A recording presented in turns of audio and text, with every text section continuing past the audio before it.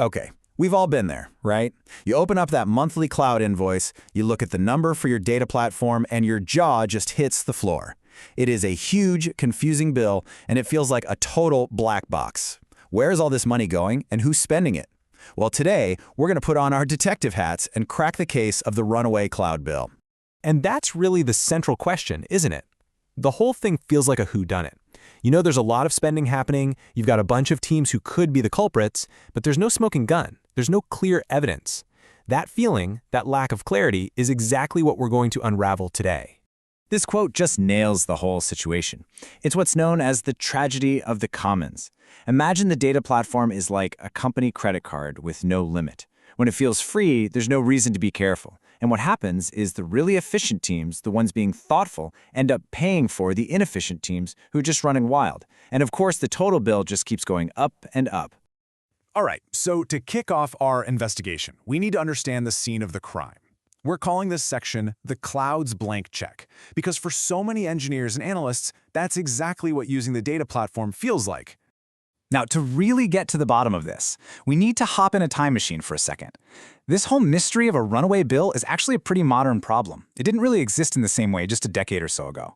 So let's take a look at how we even got here. So here is the absolute root of the issue. In the old days of on-premise data centers, you bought a big physical box. It was a fixed upfront cost, and it had a hard limit on its capacity. Your spending was super predictable. But the cloud flipped that script completely. Suddenly your costs are variable, and your capacity is, for all intents and purposes, infinite. And it's that shift from predictable capital expenses to unpredictable operational expenses that really created this whole mystery in the first place. Now, what makes this even trickier is something called the hidden cost of abstraction. You see, modern platforms, think Snowflake, BigQuery, Databricks, they're incredible. They are so easy to use. But that's also part of the problem. They hide all the complicated stuff happening under the hood. An analyst can run a massive query with a single click, and they have absolutely no idea if that action just cost the company 5 cents or $500. The link between what they do and what it costs is completely broken. Okay, so we know how the crime is happening. Now it's time to do some real detective work and follow the money. And any good investigator will tell you the very first step is to categorize the evidence. For us, that means breaking down that giant bill into different types of costs. First up, we've got the easy stuff, direct costs. Think of these as the open and shut cases. Let's say the finance team has their own dedicated compute warehouse that nobody else uses. Well, 100% of that cost can be tied directly to them. It's clean, it's simple, no mystery here. But this is where it gets messy. Shared costs. This is truly the heart of the mystery.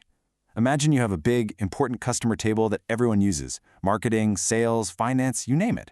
Who pays for that? Do you build a team that created it? That's not really fair.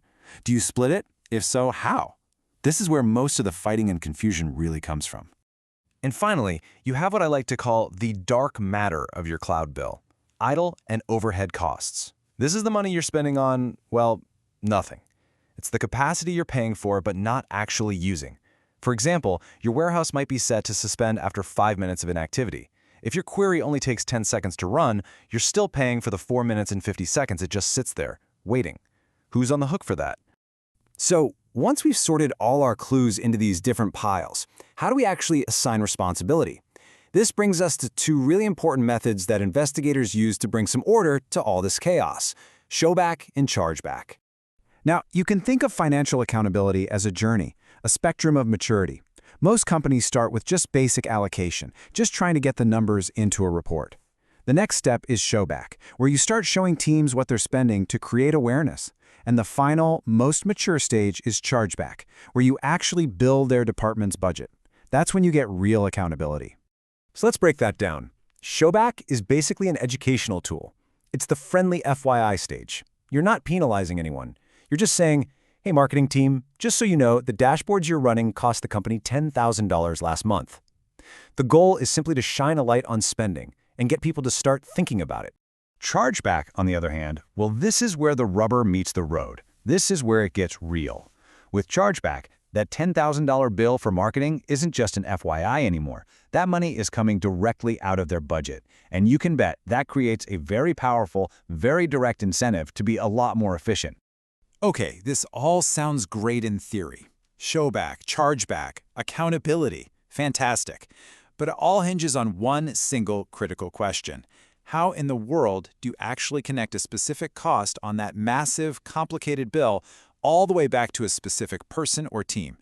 Well, the answer, the smoking gun we've been looking for this whole time, is actually surprisingly simple. It's a little thing called tagging. This is the forensic tool, the DNA evidence that makes everything else possible.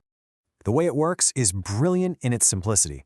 Whenever a person or an application runs a query, a little piece of metadata, a tag, gets attached to it.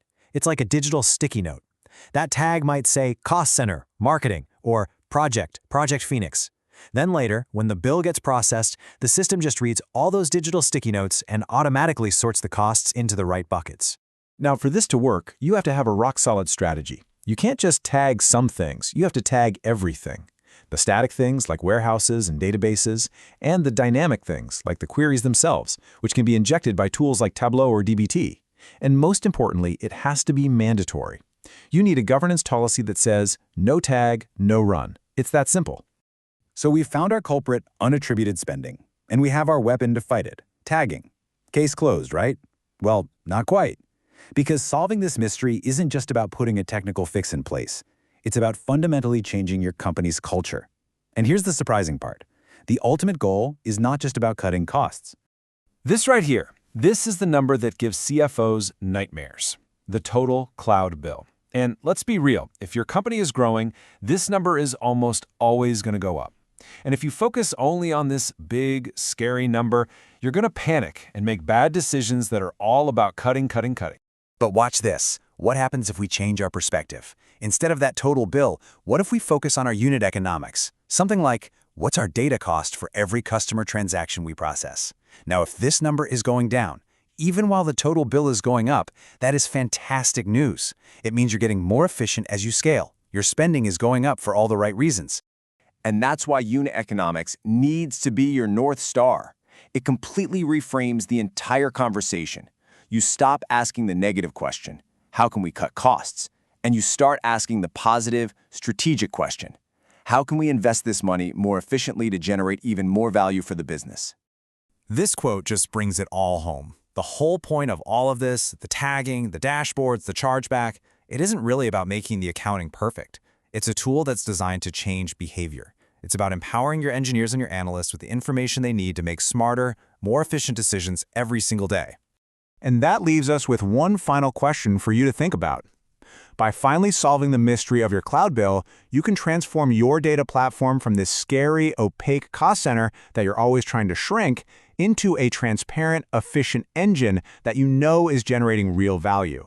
So, which one is yours going to be? The choice is up to you.